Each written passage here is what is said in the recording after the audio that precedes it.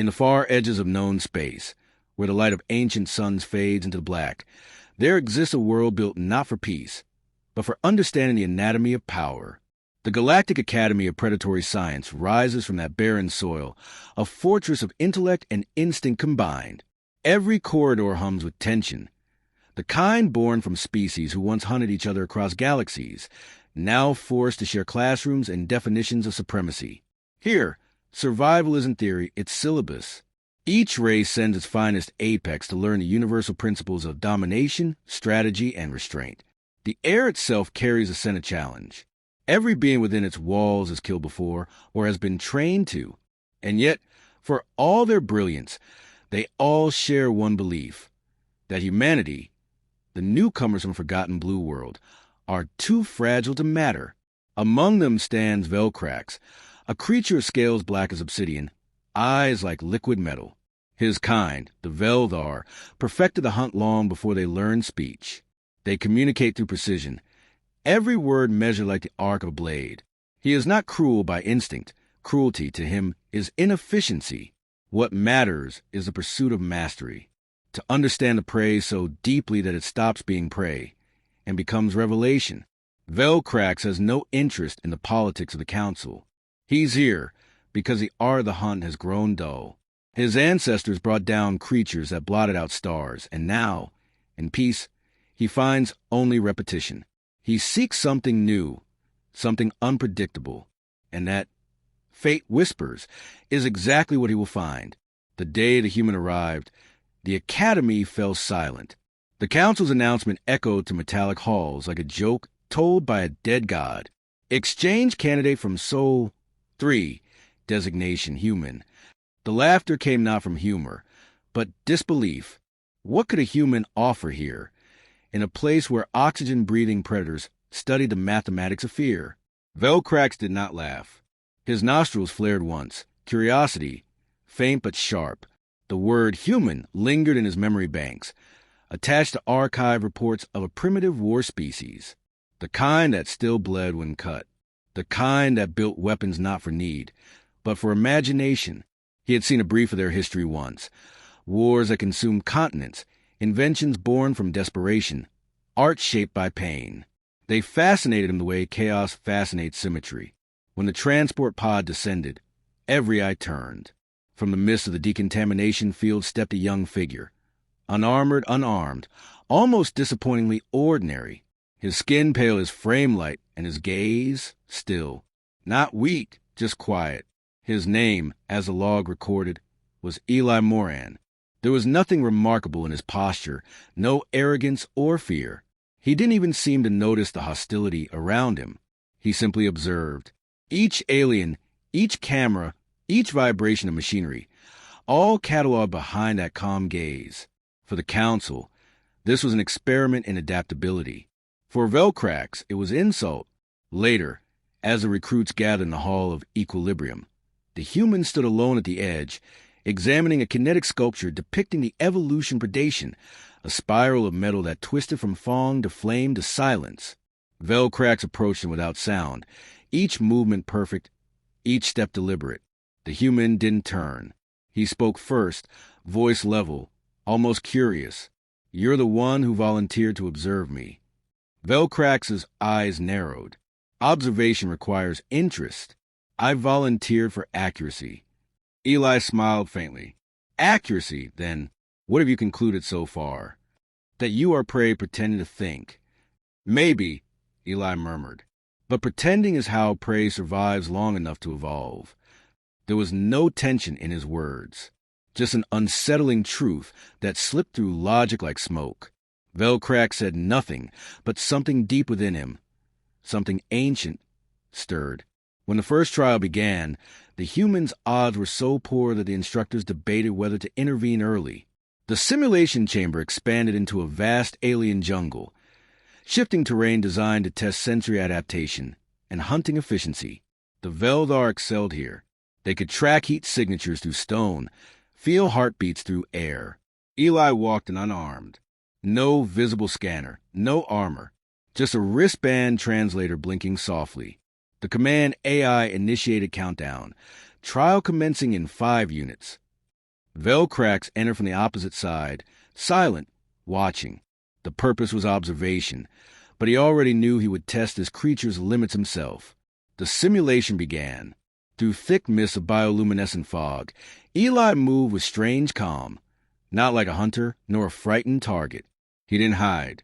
He examined. He touched the bark of a glowing tree, felt the pulse of alien sap, crouched to study the tracks of some extinct predator. Every motion deliberate, almost meditative. Velcrax circled unseen. His body merged with shadow, heat signature minimal.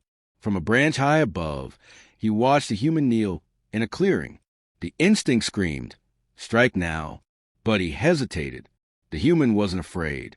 His breathing didn't change. And then, as if speaking to the wind, Eli said, "You're close enough to hear me." The words froze in mid-step. No visible scanners, no motion sensors. Just intuition, raw, impossible awareness. Velcrax dropped from the canopy, silent as gravity. His claws halted inches from the human's throat. And Eli didn't flinch. "I yield," he said simply. The alien tilted his head. "Yield? You have not yet fought." Eli looked up. "I didn't come to fight. I came to learn." Velcrax's claws hovered. "And you think surrender teaches?" Eli's tone remained soft. "It teaches faster than killing."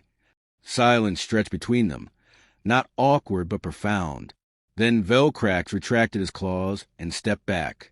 Something in the simplicity of that exchange unsettled him more than victory would have. That night, reports circulated across the academy. The human had survived the first trial by surrender. No creature had ever done that before. Some laughed. Others called it cowardice. But the council noted one detail. Eli's biometric readings remained perfectly stable, heart rate consistent, no sign of fear or deceit. The council's observation logs began filling. Subject displays high pattern recognition, predictive behavior, and social reframing ability. Possible mimetic strategy. Recommend extended monitoring. Velcrax watched the playback multiple times. He slowed down frames, measured eye dilation, posture shifts. Every analysis returned inconclusive. The human was unreadable. Days turned to weeks. The academy tested endurance, reflex, strategy. The human failed most conventional exams. But each failure seemed calculated, as if mapping how others would respond. When an Ithian warrior mocked him, Eli apologized, complimented the alien species' ability to regenerate limbs, then asked a quiet question. "Does regeneration dull your fear of loss or make it worse?" The warrior walked away without answering. Velcrax began studying the human from afar. He watched how Eli interacted, not to dominate, but to understand. He asked questions no one else would ask. Questions that didn't challenge intelligence, but exposed insecurity. What do you fear when you sleep? What would you become if there were no prey left to hunt? Each time, the target walked away unsettled. And each time, Velcrax felt something awaken in him. A recognition of danger, but not. The council chamber was silent, lit only by the pulse of the star that powered the station. The predators of 100 worlds gathered, waiting for the verdict. At the center, the human stood motionless, head bowed as though the concept of judgment itself bored him. When the prime counselor finally spoke, his voice was a ripple through the quiet. "Subject Eli Moran, your evaluations indicate inconsistency. You fail our measures of dominance, yet you dominate the discourse of every observer. Therefore, a duel will decide your classification." Eli raised his eyes, calm and unreadable. "Classification?" he asked. "Predator or prey?" the counselor said. He gave a slow nod, as if confirming a scientific hypothesis. "Very well." Velcrax watched from the shadows of the upper tier. The decision did not surprise him. The academy respected results, not riddles. Yet something in the council's eagerness unsettled him. They wanted proof. Proof that humanity could be quantified. Proof that chaos could be graphed. Preparations began. The dual arena, a sphere of adaptive terrain, adjusted its matter composition according to each combatant's physiology. Velcrax reviewed the human's data. Limited muscle density, weak armor, oxygen dependence. A mismatch, a foregone conclusion. Still, unease coiled in his chest. He had seen that calm before, the stillness of oceans before storms. When the signal pulsed, both entered. The crowd leaned forward, their minds tuned to expectation. The ritual of violence was their shared language. Eli moved first, not to strike, but to observe. He walked the shifting ground, tracing a pattern in the dust with his boot. Velcrax's instinct screamed. This was wrong. No creature walked like that when death was seconds away. The human spoke, voice steady. Every predator knows how to kill. Few know why they want to. Velcrax lunged. Claws cut air. The human slid aside with uncanny timing, not fast, but precise, as the attack had been predicted moments before it began. Again and again the alien struck, and again the human's minimal movements rendered the violence meaningless. The duel looked choreographed by inevitability.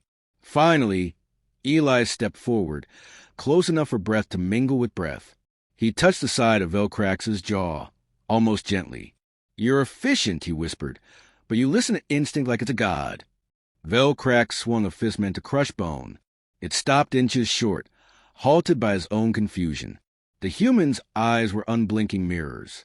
Then Eli turned away. "I won't finish this," he said. "You haven't begun it." The crowd erupted. To them, surrender was failure, insult. Yet the censor showed no sign of defeat. Eli's vitals calm, neural waves elevated, adaptive cognition exceeding parameters. The council called the match. Officially, Velcrax was the victor. Unofficially, no one could explain why the supposed loser had dictated every moment. Afterward, the council convened in a private chamber. Voices rose, theories collided. The human manipulates empathy responses. One said, "No," argued another. He redefines the premise of conflict. They agreed only on one fact. The experiment had not concluded. It had mutated. Velcrax sat in silence, replaying the duel frame by frame. He saw details invisible before. Tiny shifts in weight, breaths timed to the rhythm of his own heartbeat. The human had mapped him, not through scanners, but through intuition so sharp it bordered on telepathy. He should have felt rage. Instead, he felt hunger, not the kind that demands flesh, but the kind that demands comprehension. What mechanism allowed such anticipation? How could weakness become strategy? The days after the duel stretched thin. Rumors bled through corridors. The council planned neural mapping, deep scan interrogation, maybe even dissection under diplomacy's name. Velcrax volunteered for observation duty, an excuse to stay close. He found Eli sitting by the viewport, watching the slow drift of a comet's tail. "They're arguing about you," Velcrax said. Eli nodded without looking. "They're not arguing about me. They're arguing about themselves." "What are you, human?" He smiled faintly. A mirror, apparently. Velcrax sat opposite him. "You refuse victory. Among my kind, that is shame." "I didn't refuse," Eli replied. "I chose another definition." "And what definition is that?" "Victory," he said softly, "is when both walk away changed." The simplicity stung. Velcrax wanted to refute it, to remind him that survival was not philosophy, but biology. Yet the words caught somewhere between thought and belief. He remembered his own hesitation in the arena, the brief paralysis not born of fear, but of understanding. The council's first report arrived days later. Subject displays nonlinear cognitive flux. Predictive models ineffective. Recommend isolation protocol. Velcrax intercepted the command. He met the Prime Counselor in private. "You cannot isolate what you don't comprehend," he warned. The elder alien's voice dripped irritation. "Your fascination clouds judgment. The human is an anomaly, and anomalies are studied, not admired." Velcrax leaned forward, eyes glowing like cold metal. "Study him wrong, and you'll teach him more than you learn." The counselor laughed. "Do you think he's dangerous?" Velcrax paused. "I think he already knows he is." Authorization was granted for cognitive mapping. In a sealed chamber, Eli sat surrounded by neural halos, energy lines scanning every synaptic flicker. The data streams turned chaotic almost immediately. Graphs spiked beyond measurable thresholds. Algorithms crashed. The technician stammered. "His neural field is shifting." It's adapting to the scanner. Adapting how? The counselor demanded. It's rewriting the frequency pattern faster than we can read it. The session was aborted. Eli walked out unrestrained, as if the failure had been intentional. Velcrax intercepted him in the corridor. They fear you now, he said. Eli looked at him, eyes almost kind. Fear is the first sign of understanding. That night, Velcrax couldn't sleep. His dreams blurred with memory, visions of humanity's contradictions, music under fire, laughter at funerals, paintings of storms. He woke trembling, heart pounding with emotions he couldn't name.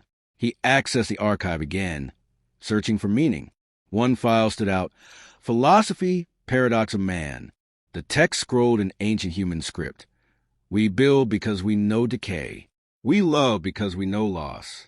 We fight because peace is never permanent. He read it again and again until the symbols burned behind his eyes. The next day, the council ordered another assessment, this time psychological. They wanted to measure intent. Velcrax volunteered to conduct it personally. Inside the observation room, the two sat across a table of translucent alloy. Velcrax initiated the record. Question 1, he said formally, what is your purpose here? Eli considered, then answered, to see what happens when understanding meets arrogance. Velcrax's hand tightened. Whose arrogance? Everyone's, Eli said. Question 2, why do humans pursue knowledge even when it destroys them? Eli leaned back, expression unreadable. Because not knowing destroys us faster. Velcrax felt the room shrink. Do you think knowledge has limits? Yes, Eli said, but limits aren't walls. They're invitations. The alien ended the session early. His claws trembled as he logged the data. None of this fit any model. The council wanted equations.